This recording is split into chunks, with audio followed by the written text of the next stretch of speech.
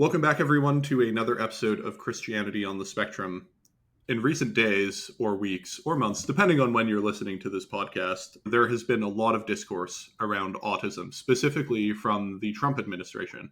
And people have been asking me my thoughts on the various discourse that's been going on. And a lot of people have been expressing confusion as to why it's going on or what's actually happening. And a lot of these things revolve around one figure, RFK Jr., and the various reactions and responses to him. In the discourse that happens, I find that there is a pretty large disconnect. And there's a pretty large disconnect between the parents of autistic children and people with ASD1 on the internet who have autism and like to talk about autism. And I find these communities aren't really talking well together. And I think that it would be a lot better for pretty much everyone if we actually started talking together and started talking on the same page and talking about why these issues are the way they are. Because if we don't actually address the underlying concerns, we're actually not going to make any forward progress. And I wanted to do a podcast today talking about those things. And to do that, I have brought on the podcast Emily. Emily, why don't you introduce yourself? Hi, my name is Emily. I am a 34-year-old mom from North Carolina. I have two children, and my oldest daughter is 7 years old, and she is on the autism spectrum, but would be considered to have profound or severe autism. And you talk about it a lot on your Twitter, and you also wrote a New York Times, was it New York Times? Yes, New York Piece Times. for reacting to RFK's speech. And I thought the piece was very good. I thought it was things that people in my audience should be perhaps more aware of. And I wanted to have you on to talk about that and the ensuing discourse around autism that has come up in the last few months. I'll just be honest, I'm not a very big RFK guy. People have probably known that. Not because I think he's like a mean person or anything like that. He's just very much on the alternative biomedical side of things, alternative medicine, and I'm not. I'm a Western medicine, evidence-based, data-backed type of guy. I'm not really into vibes. I'm into numbers, and I don't think RFK is on that side. So I have a sort of negative bias towards him and many of the things he says. In his speech, I did a reaction to his speech on one of the podcast episodes, and one of the things that I found very frustrating was he kept referencing autism stats, and in those autism stats, including people with ASD1 and ASD3 in those stats, and then only talking about ASD3. And he, says a lot of things about autism, like it can't be genetic because what about this? When we actually have lots of really good genetic evidence, like actual genome DNA sequencing that we can point to.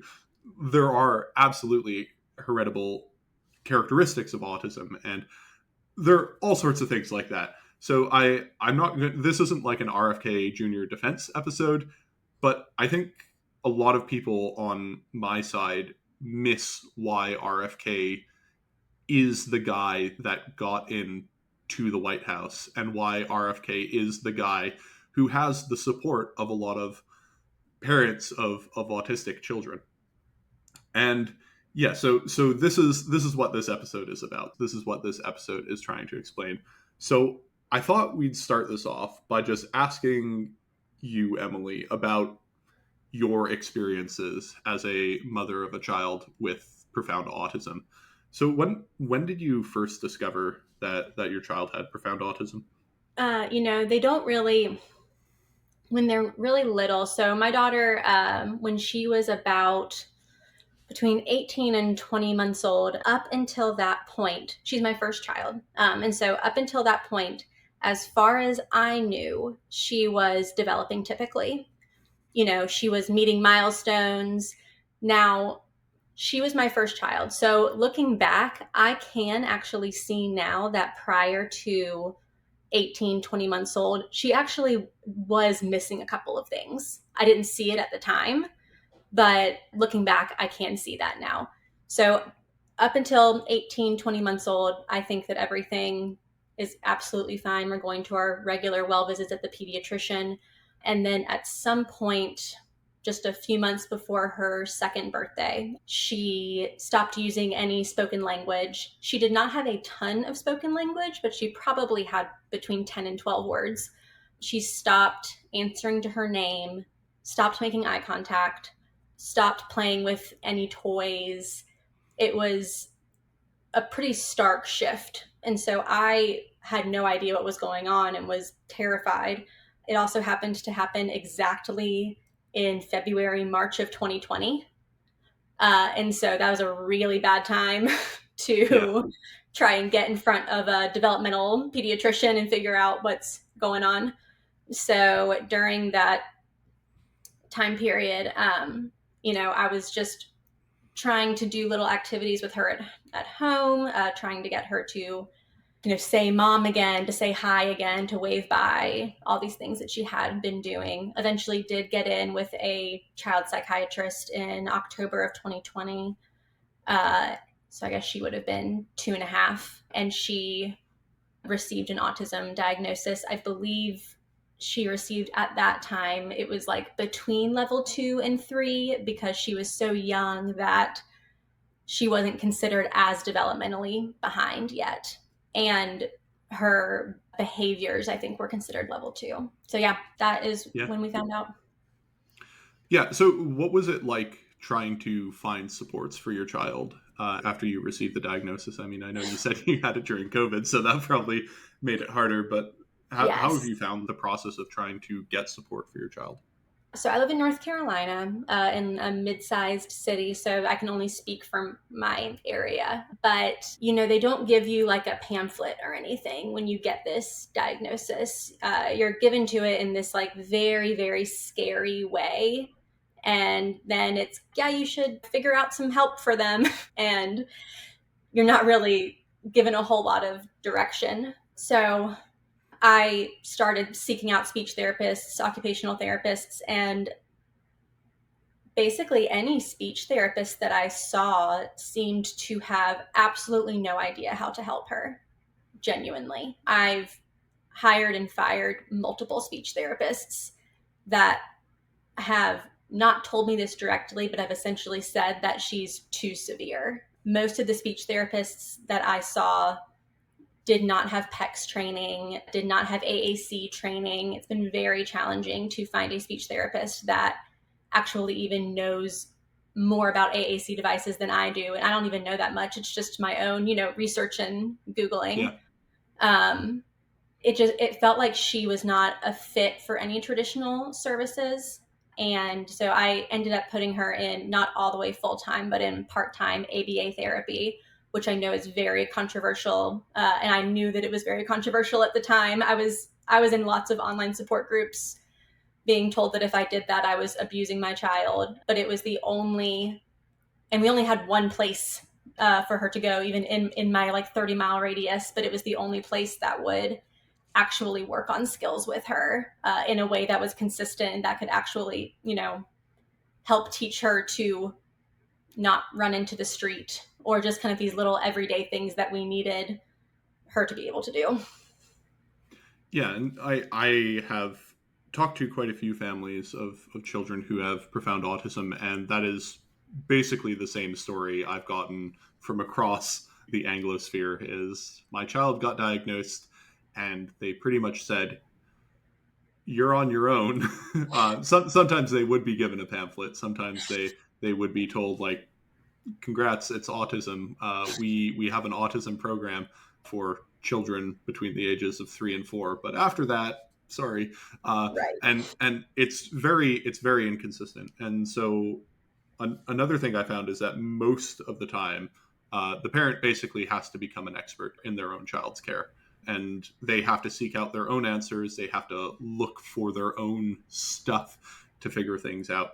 And I think that is a really crucial thing that most people need to try to understand. Is this is sort of desperate times, desperate measures situations for most people who receive this diagnosis for their child.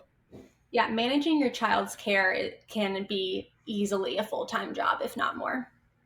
Yeah. And so a lot of the experiences that I hear is basically my child got diagnosed and it has been a nonstop roller coaster of stress where it's basically every single day there are new challenges and there are new things that we have to deal with.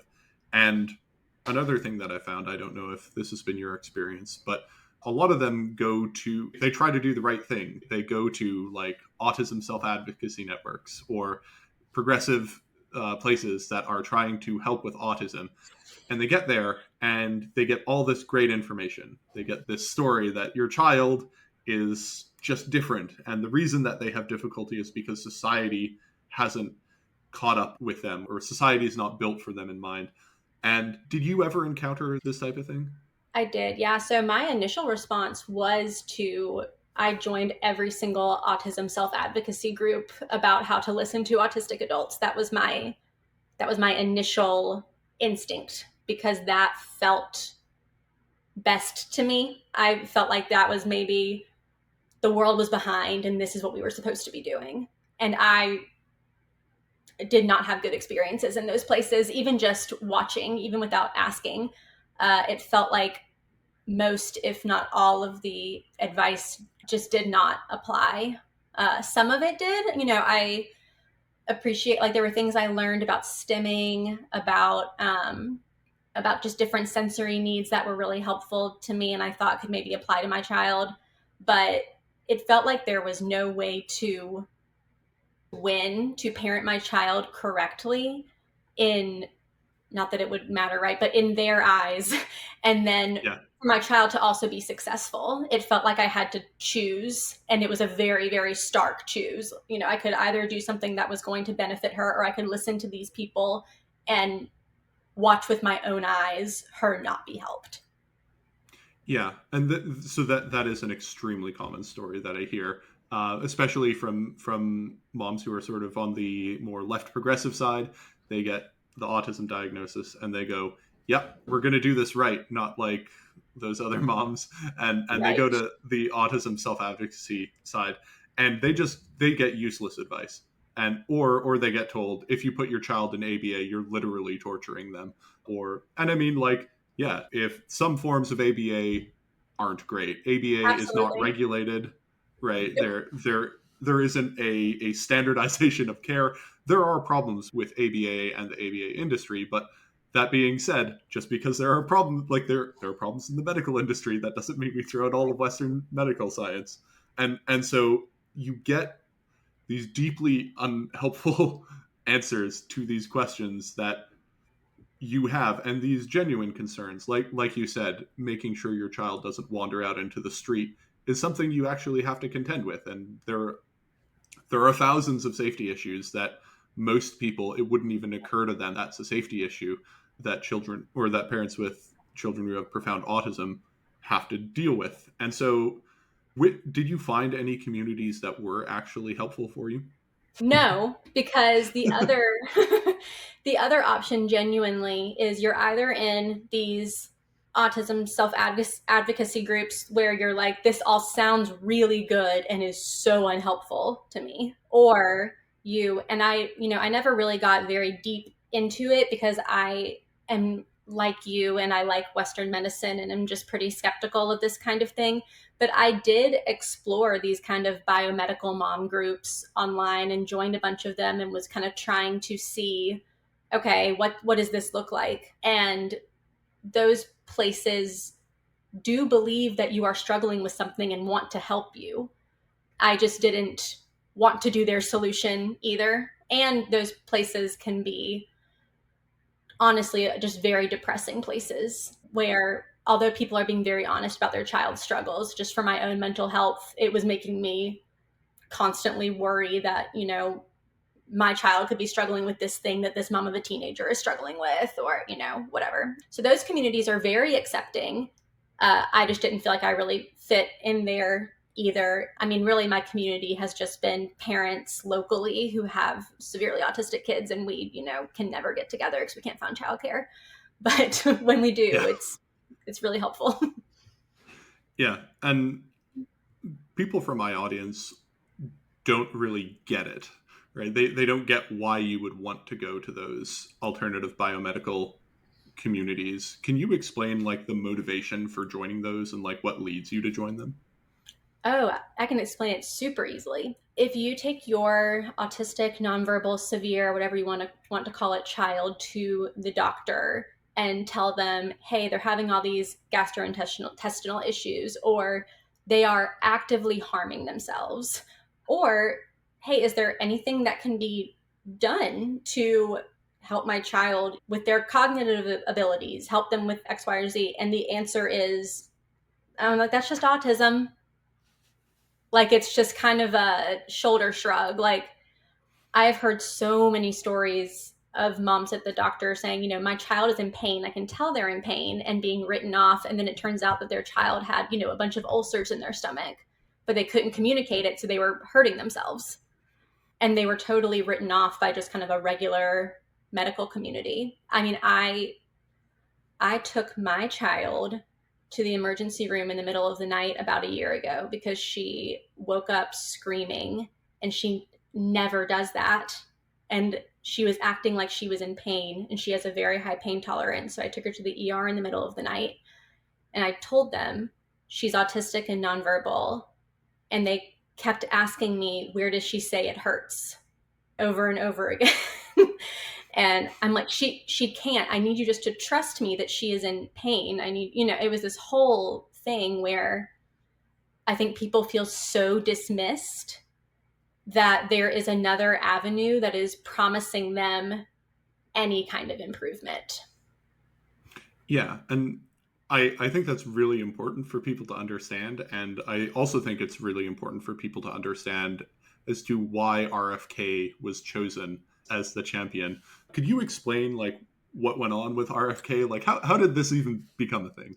Yeah, so I can explain it. And just to be clear, I'm not really a fan of RFK either. I just have spent so much time around people who are, that I, as far as I know anyway, am aware of the story of how it came to be. So, how it came to be was, well, I'm sure that lots of folks know that the Kennedy family has a history with disability rights.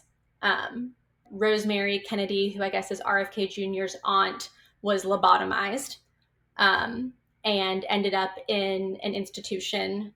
And then JFK, the last piece of legislation he signed was the deinstitutionalization of America. Like, it was legislation that deinstitutionalized. So, the Kennedys helped put together the Special Olympics. Idea was Ted Kennedy had a lot of to do with that.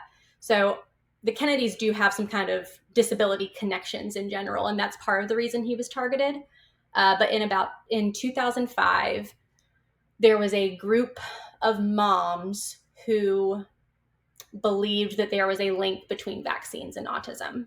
I would not count myself among that crowd, but that was what this group of moms believed. And they started showing up to all of these different events where RFK Jr. was speaking and basically trying to radicalize him. And they were successful.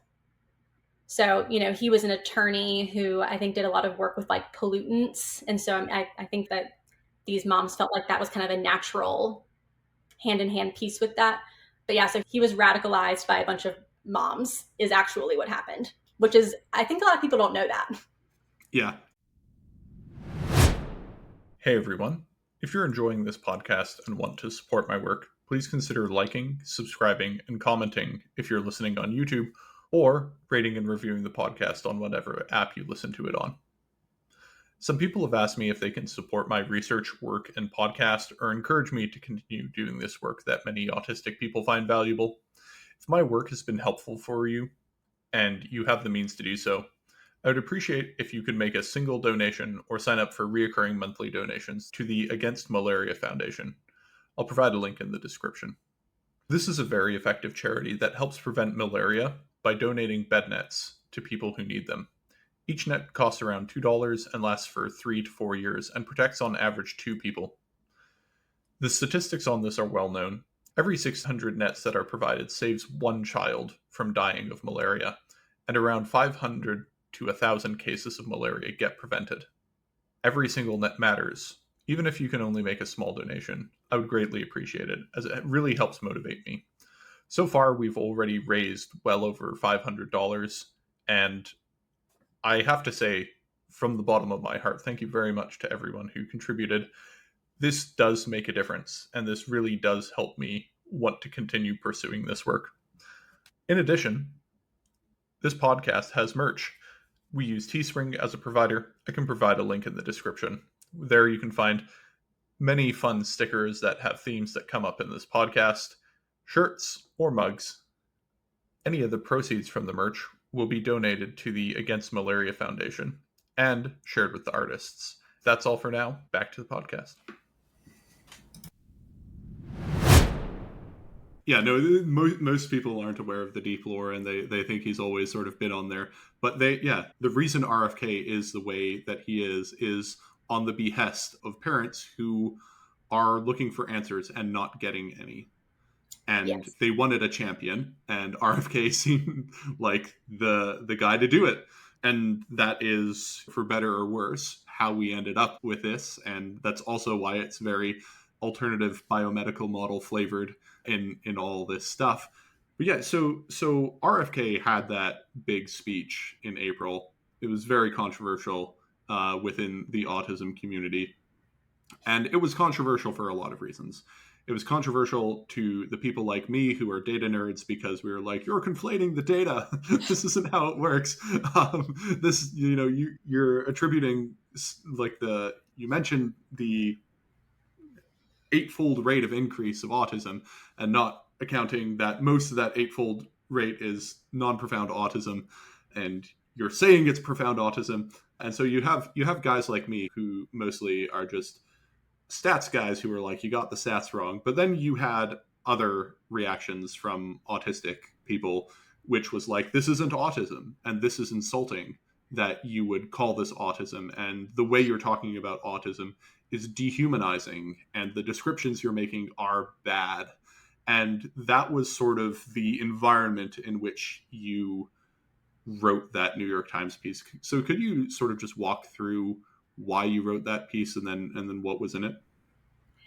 Yeah, so I wrote that piece because I consider myself a Democrat, left-leaning, whatever you want to call it. Have never been a fan of RFK Jr. Was not happy that he got the HHS appointment, and I saw the clip with no commentary, just watched it, and I just thought to myself, that is my reality. That is exactly what my life is like. And it is a very, very hard life. And whenever we talk about autism, we seem to always default to the most, for lack of a better term, palatable version of it. We talk about all of the good things that exist because of it. And, part of that has to do with how disabled people have been treated, right? We want to emphasize that disabled people have value by saying, well, they could be doing something like this. But it's so counterintuitive because disabled people have value whether or not they turn into Elon Musk or Bill Gates or Greta Thunberg or whoever. And so my initial reaction was, this is a side of autism that is so rarely discussed because it's very hard to discuss. Lots of us who have children on the more profound, severe end, I know for me, I really struggle with talking about it because I feel very conscious of not wanting to violate my child's privacy. But then it also feels like if you don't talk about what it's really like, then nobody believes you or takes you seriously. And so many parents of children with with profoundly autistic children can't leave their homes very often. It's just too hard. And so it's, this really invisible thing that people are dealing with. And then the backlash to it was, well, my kid is autistic and they're an Eagle Scout. it almost felt like the bean soupification of the internet, kind of like, well, that doesn't describe my experience. My experience with autism is amazing. And it just is. I understand the conflation of the data, because I totally agree with that. I mean, I do not think that profound autism is on the rise, 30-fold or whatever. It's not. We know that it's not. We have good data to prove that it's not. But it felt like I am bragging to somebody that my child is not severely disabled when their child is severely disabled. And it feels very out of touch to be saying, well, my kid does pay taxes. And it's like, okay, but if my kid never does, is she not still valuable? So there was a part of me that appreciated that he said it, because the response to it was, no, autism is great. And that feels like a very, very high level of gaslighting to families that are dealing with things like self-injury. There was a little boy in my community who was autistic and nonverbal, who wandered away from a caregiver a couple of weeks ago, and they found him and he had drowned. I think that our kids have they're like 160 times more likely to drown. It's just terrifying. And I have lots of friends who have children who have what would be considered ASD1, autism level 1. And I know that their children really struggle too. It is just in such a different way that it feels like we are just not having the same conversation. Yeah, and so this is a drum that I have been beating, I think, for the last 8 years, where just recognizing, like, autism is a broad category label, and the broad category label can include people like me who are able to hold down full-time jobs and support a family and get married, and then people who will basically require 24/7 care, and if they don't have that 24/7 care, things are going to go very poorly for them, and Yes. there's very serious risk of harm. And when we're talking about autism, you're allowed to talk about your experiences and everything like that, but you also need to be very cognizant that many worlds inside this exist. I mean, I often use like other medical metaphors which upset people on my side of the spectrum, but I will say, like, okay, look, we have this broad label for cancer, right? And in this broad label of cancer, you have minor melanoma and you have stage 4 leukemia, and these are very different things. And if you have minor melanoma and you say, well, cancer wasn't that bad for me because I just got a little surgery, so like what's the big deal here? Why are you talking about how depressing it is to have cancer? I'm happy. You would sound like an insane person for saying that, right? Like you would, everyone would look at you and be like, are you losing your mind? Yet for some reason, when it comes to autism, this is the reality that a lot of people have to face. Well, and it's the conflation of disability with identity, right? And forgetting that I have had people say to me, your child's identity is that she's autistic. And I'm like, well, she doesn't get to weigh in on that. So I don't know what to tell you. It's Yeah. like I accept the truth that there are people who feel like autism is an integral core part of their identity. And I do not refute that. But the social model of disability only goes so far, because there really isn't a world that could accommodate my child to a level where she would not be disabled. So I've talked about this quite a bit as well. And I mean, I would even go so far as to say, look, the social model only applies so far for people with ASD1 as well. Like, Yeah, they're, this is like, models are the phrase, all models are wrong, some models are useful, right. is one that I keep coming back to. And the social model, I think, basically doesn't apply to people with profound autism. I Yeah, can't see a world in which it is a useful way to look at things. But the way that, if you go into academia right now and you say, we're thinking about autism, the paradigm that you are allowed to think about it and you are allowed to write about is the social model. And if you bring up the medical model, you are going to have lots of people getting very upset with you. Yes, And you will if be you talk accused of about tr- eugenics. yes, if you talk about treatment, if you talk about mitigation, if you talk about like harm reduction or therapeutic intervention or basically anything, you will get told that you're a eugenicist. There was a famous example in Harvard where they were talking about a future for treatment and curing autism. And it was shut down by autistic students at Harvard. And Yes. not realizing that like if you're at Harvard, they're not talking about you. Like they're not talking about your autism. I This is like the I yeah. read that Go ahead. shutdown, and the president or whatever said something along the lines, I don't want to misquote, but she said autism is not inherently negative.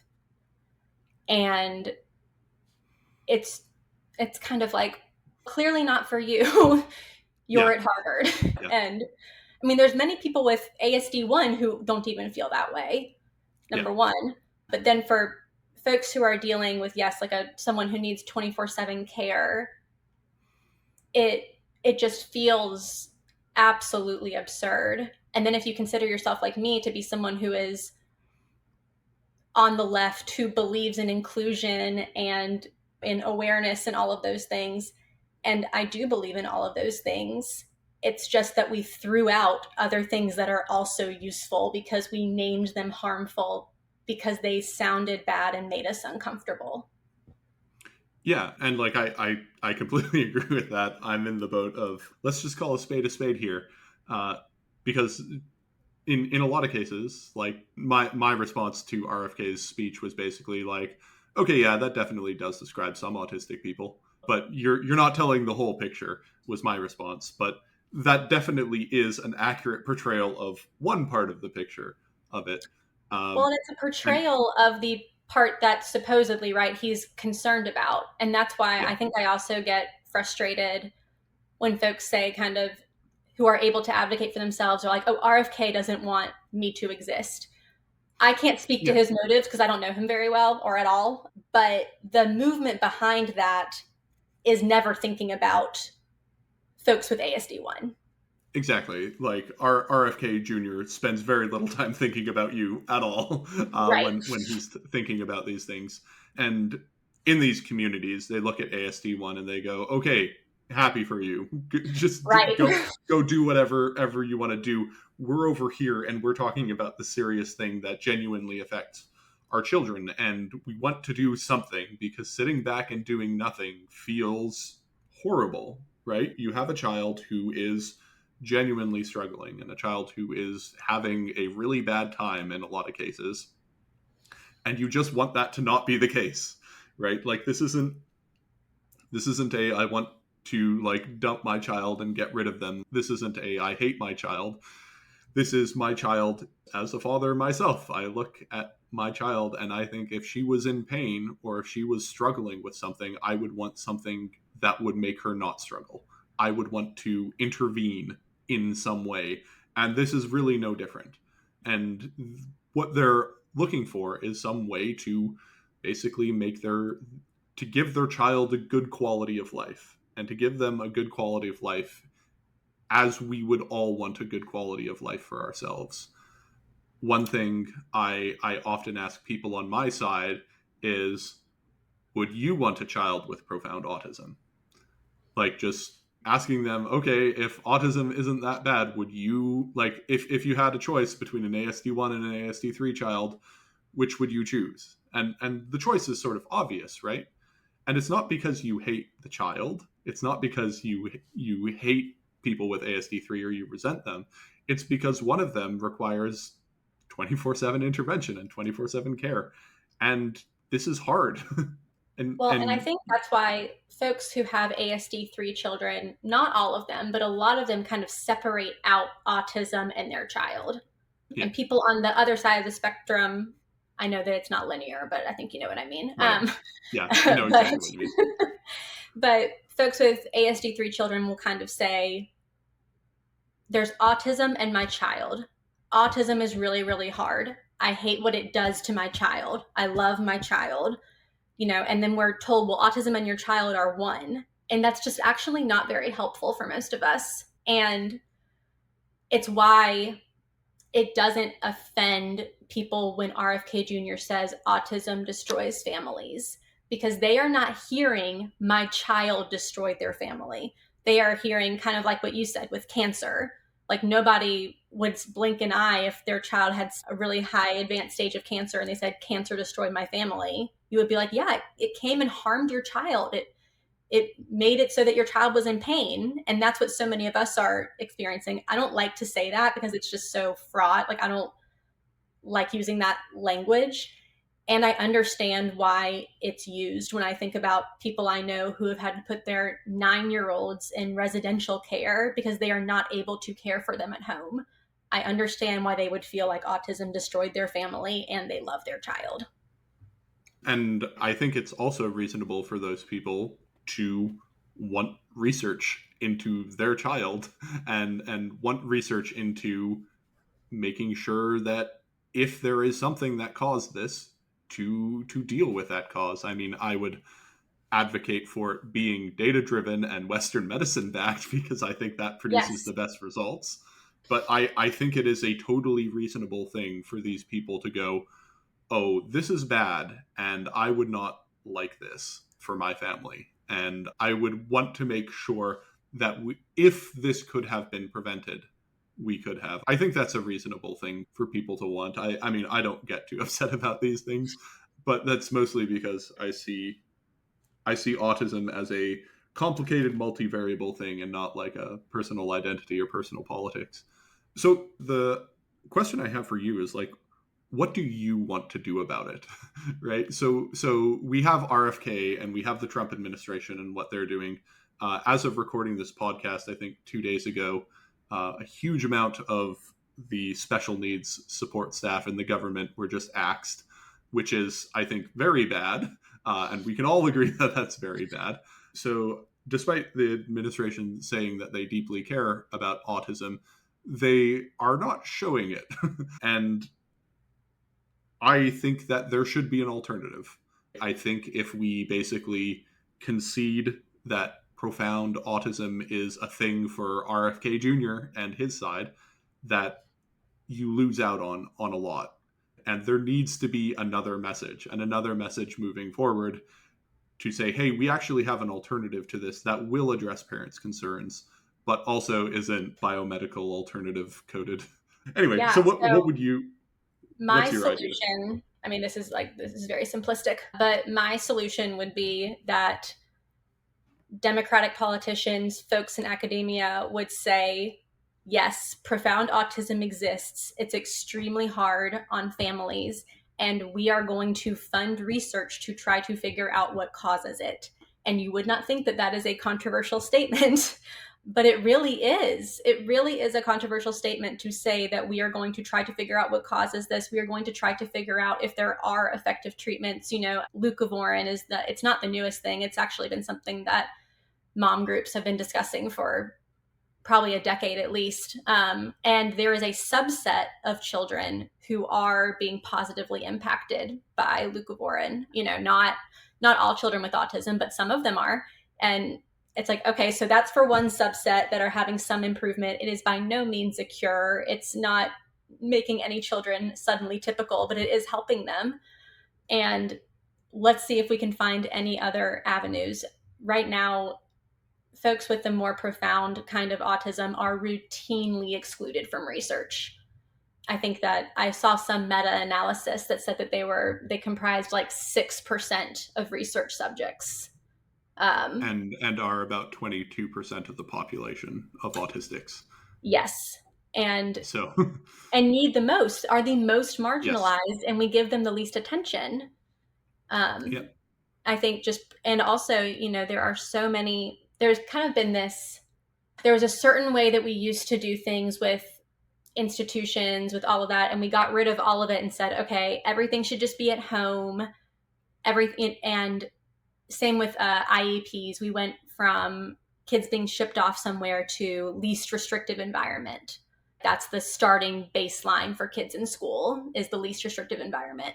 But then you will always have kids where inclusion is just not possible, and we've made spaces for that basically non-existent. residential care for adults whose parents have passed away is almost impossible to find.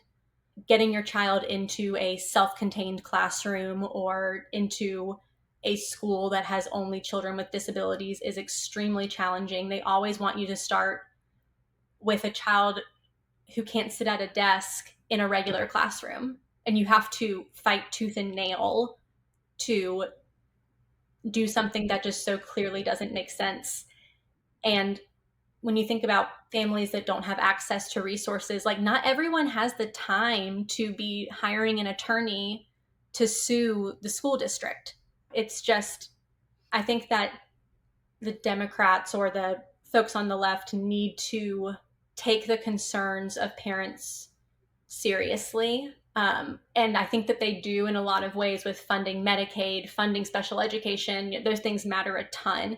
But there's always it's always up into a point. It's always up until we say, hey, can you pour a ton of research into this and try and figure out if there's like treatment options? They're like, oh, we can't do that. That sounds really, really bad. And everybody will say a bunch of things that make us sound like bad people. So even if we know it would be beneficial, we can't do it. And I think, like you said, I think a really important thing to realize is this is a triage scenario, right? We have people who don't really need intervention, and we have people who need lots of intervention. And in that case, who should the resources be allocated to, right? In this case, the resources should clearly be allocated to the people who need the most help. And even if that means that, like, people with ASD1 still need help, they still need interventions, but the interventions for them are a lot less intensive, require way fewer resources. And so a lot of times, just the way that the politics work out is you have a group, 22% are severe, 78% are varying levels. You can spend $5 million. The best bang for your buck is at 78%, right? Yep. Because that's just, you will hire the most number of people who could do the most effect on that population. But what happens there is that remaining 22% just gets thrown under the bus and gets forgotten. And they're actually the people who need the most help. And I mean, I'm continuously in these conversations and continuously frustrated by them because I feel like people don't understand what's going on here. And so I think this inevitably leads to the conversation of splitting up the spectrum. So I don't see a way out of this other than to split it, because if we don't split it, we're just going to keep having these conversations where we talk past each other, or the money that goes into one set of funding, like autism funding, great, we allocated $50 million to autism funding. Well, that's the thing which is I've been autism talking to is being people, funded? like when people who are pro RFK will say, we need more autism research. Someone who hates RFK will say, we put $500 million into autism research last year. What do you mean we need more autism research? And it's like, yeah, it didn't focus on the severe children. It didn't. And that's what we mean when we say that. But I think autism became a golden ticket diagnosis. And like there are lots of things like that. I think another really big problem with all of this is, it's like, from a research perspective, it's way easier to do research on people with ASD1. Like, I have done both. I've done ASD1 and profound autism. It is a walk in the park doing it with people with ASD1. And I have friends who are ASD3 researchers who talk to me about the stuff I'm doing and are like, I would kill a man if I could have my life this easy. But right, when I can put out a survey and just get people to read through it and respond to it and easily do that, you can't do that with kids who have profound and severe autism. They don't respond to surveys. Some can read, some can't. Some can understand concepts, but like, I mean, I tried explaining this to someone earlier this week, but you have people who don't understand that they live in a city. And if you can't understand that you live in a city, how are you supposed to answer a question about where you would want to live? Right? Like, Right. how can you do those things? You simply can't.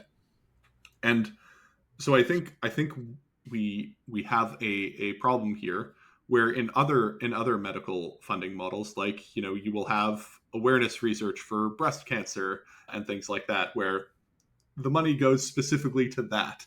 And for autism, that's currently not what's happening. And so I think that at some point we need to make a more clarified semantic split.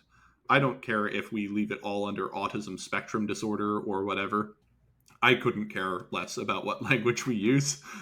But I think just for the sake of people on the profound end, and I mean, like, profound autism itself, like, even calling it profound autism was a pretty major fight within the autism Yes. community. Since DSM-5 came out, there was no category for profound autism, and then they sort of had to shoehorn it in and wrench it in, and that was a fight to get it there, to even get that label profound autism. And It's I not just on the think, DSM yet. I know that there's yeah, been a fight to get it it's into the still not next there, yeah. edition. But And they finally came together with an actual cohesive like list of what it would mean to be within that category. yeah, and I think we should have that. I think that the only way forward to address the concerns of people in my community and to address the concerns of people in your community is to split the communities. Just give them different names. Like, I often joke, we don't have to go back to Asperger's. Let's call it like Elon No. Greta syndrome or something. Right. Choose a name no one wants. Right. But like, I really don't care what we name it. But I think at this point we should have separate names for it, because funding wise, you are going to have this triage issue. Treatment wise, you are going to have this triage issue. Just communication wise, like, if in RFK's speech he didn't use the term autism and only used the term profound autism, it would be a lot less semantically confusing. And Right. oftentimes when we have these conversations, it becomes semantically confusing because, like you said, some people will say, my child is autistic and they're an Eagle Scout. And it's like, cool. How about we have a different word for this? How about Well, we have a even, word for the people who can be Eagle Scouts and one for those who will never. there was the press conference with the Tylenol and everything a few weeks ago. I watched it. It was very hard to watch. And I, once again, would not say that I fall under a line of thought that believes that there is a causal relationship between Tylenol and autism. But the immediate response, and I know that this is online, but I saw it everywhere constantly. There were tons of jokes about it, were things like, oh man, I'm going to take a bunch of Tylenol when I'm pregnant to make sure that my kid is really good at Magic the Gathering.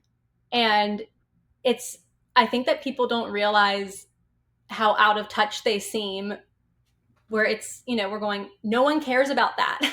No one Yeah. cares if Tylenol does that. People are concerned that their child will have a very, very scary neurodevelopmental trajectory. That's what people are afraid of. And if you have ever experienced that, I think you would understand why it's very scary. Yeah. And like, those jokes wouldn't be possible if we just had different words for this. Right. And I get arguments for like not splitting the diagnosis. I understand where they're coming from, but I think at this point, the data has sort of borne out that if we don't make this hard separation between the two categories, or at least attempt a harder separation, then what we're going to get is this problem will keep perpetuating itself. And it is just, it's confusing for most people, right? I mean, I find it frustrating because when I go to speak at churches about my research, I explain, well, I'm autistic. And they go, no, you're not. And I go, okay, Right. I understand. I understand. I'm not claiming that I have severe or profound autism. I'm claiming I have this different thing. And this different thing is still important for you to understand. Yes. uh, right? And yes, technically, they do fall under the same neurodevelopmental category. Like, they are related. Yes. They do have related underlying mechanisms. They don't have the same effects.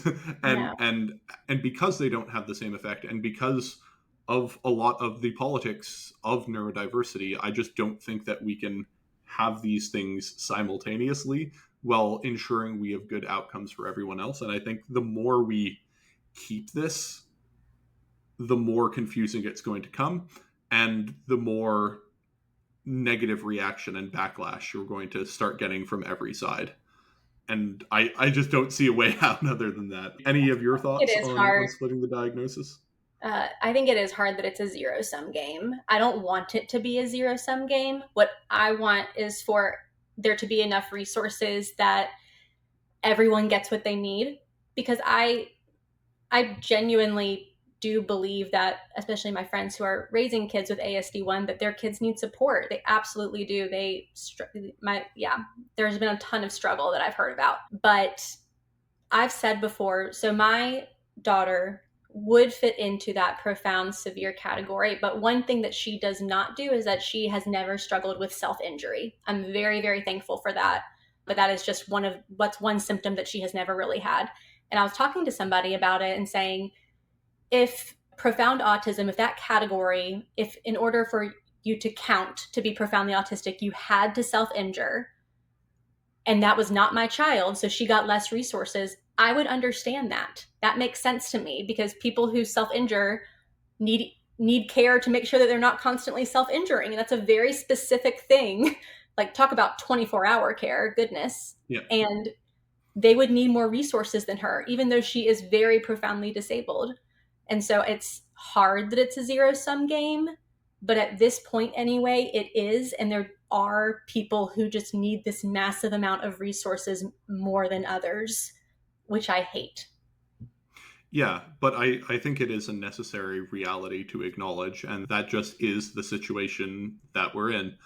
Ideally, we would have a much larger systemic change in the way that we do government that could allow for more resources to be allocated to these types of problems. But while we live on this side of the utopia, the future possible utopia, While we still um, have billionaires, this is where we are. yeah, yeah.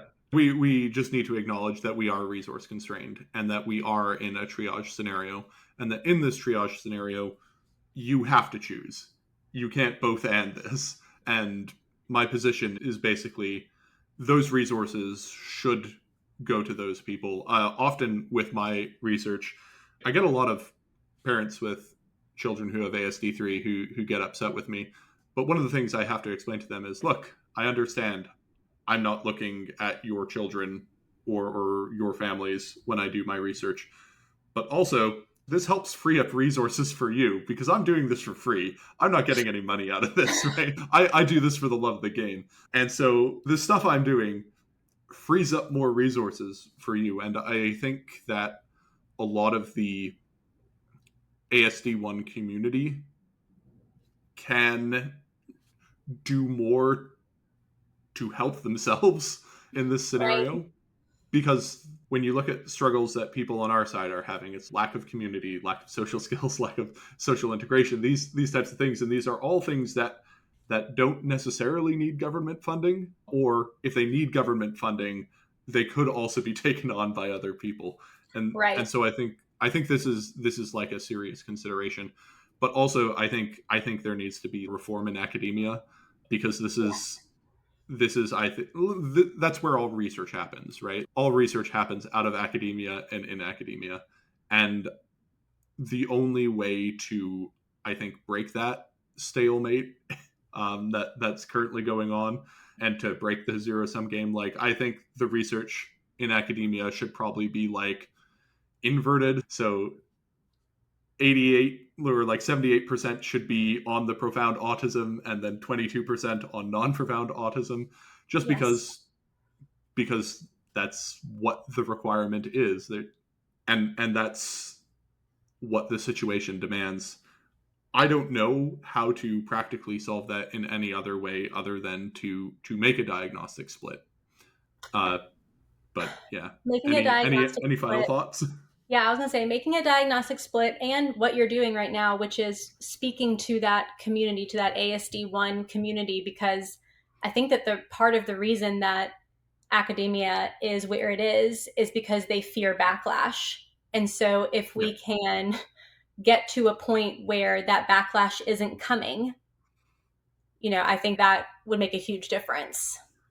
Yeah, I'm very big on the be normal camp. especially when it comes to the autism community, which is often a very strong demand from my Yes. people. But yeah, I think one really big takeaway that I keep trying to force down the throats of my community is this isn't about you. Yes. Like a lot of this stuff really isn't about you when they're talking about that, and you should just acknowledge that this is not something that you specifically need to be concerned with because it's No, not affecting you. And this is about a totally other different thing. Yes, it shares its same similar name and similar characteristics, but like the Harvard students complaining this is literally eugenics, it's literally not, it right? is Like literally not. it's not eugenics to do that or to think that or to say that. I understand autism has had a history of eugenics. There Yes. we are capable of doing bad autism research. We have a large history of doing that, but asking should we intervene, should we try to do something, is not an attempt to erase you or people like you. It's not even an attempt to erase people with ASD3. It's an attempt to help them because they Well, have really profound needs. and just the idea that we would be trying to perform eugenics on folks who end up being students at Harvard, if you say that out loud, is so absurd. Um, and it's the parents of kids with ASD3 who are going, if it is about eugenics, it would be about my kid. And I don't think that that's what they're doing here.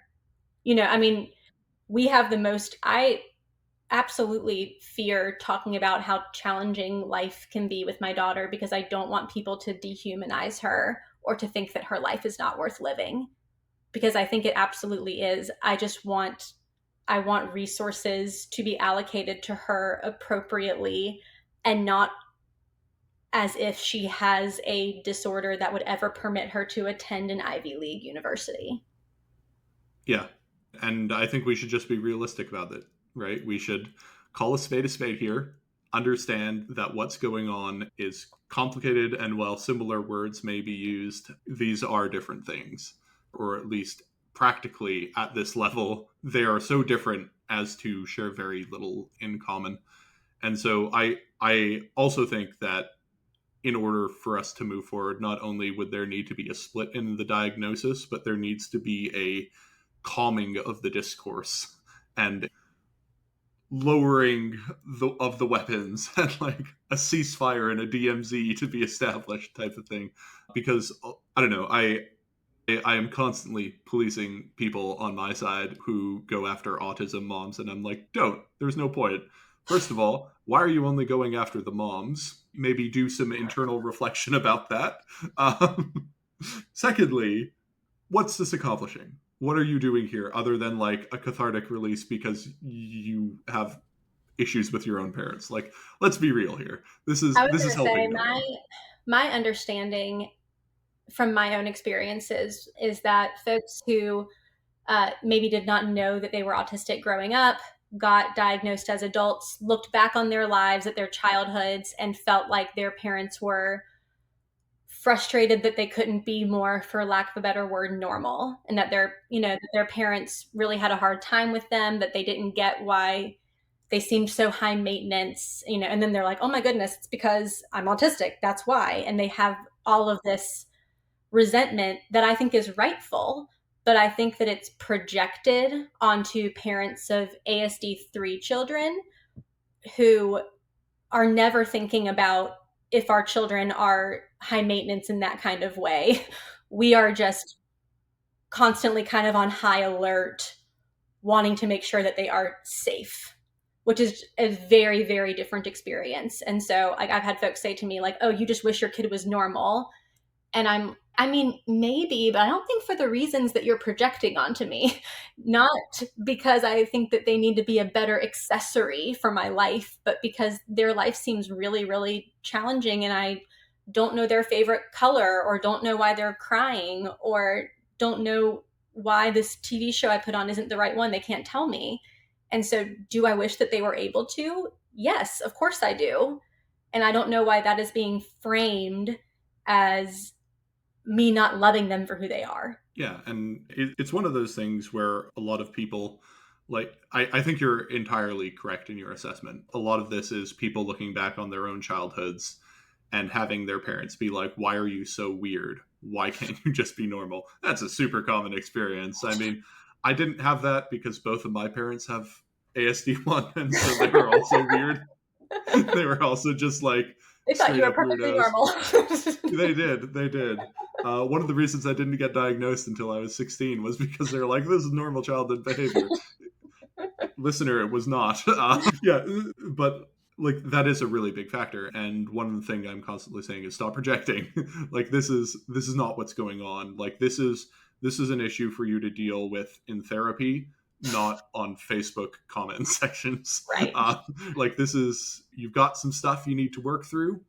You should absolutely work through that stuff, but you should not like turn those issues into sweeping policy decisions Right. or things like that. People often ask me like, well, what effect does this actually have?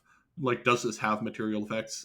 Yes, it does. Absolutely. uh, Read the book Chasing the Intact Mind by Amy Lutz. She has 3 very detailed case studies about the exact impacts that these have. These, I have an episode with her. You can listen to that if you don't want to read the book, but I'd recommend reading the book. These things have impacts. And I mean, I talk to autism researchers. There is a genuine culture of fear in a lot of them publishing anything that might be critical or might be critical of paradigms or is related to treatment or related to interventions. This is bad. This is bad for everyone. Yes. Right? And while I get the arguments that like neurodiversity does work, it does work for some people, it isn't a panacea, it isn't a cure-all. Like, some of us do just have different brains, and society needs to be more accommodating of us. 100%. That is a true reality. But like you said, there are some people for whom society could never be accommodating enough because they just have profound disabilities, and there isn't much else to do about it. Do you have anything else you'd like to say to my podcast audience or listenership before we sign off? I don't think so. No, I think I'm good. Cool. Would you like to plug in a thing before we sign off? I have a piece coming out in the New York Times tomorrow. I don't know exactly when this episode will come out, but tomorrow there is a piece coming out on splitting up the spectrum. And so if people want to read more about my thoughts on that, they should be able to by tomorrow, October 16th. Cool. You can also be found on Twitter I at can. Emily K. May. Yes, that's Um, me. you can find me at Christianity On. You can also find me on Blue Sky at christianityon.bluesky.social. If you'd like to email me, you can email me christianityonthespectrum@gmail.com. If you would like to financially support this podcast, please consider donating to the Against Malaria Foundation. We are anti-malaria on this podcast. We do not like it. We're buying bed nets. Okay, that's it. That's all. Thank you very much for your time.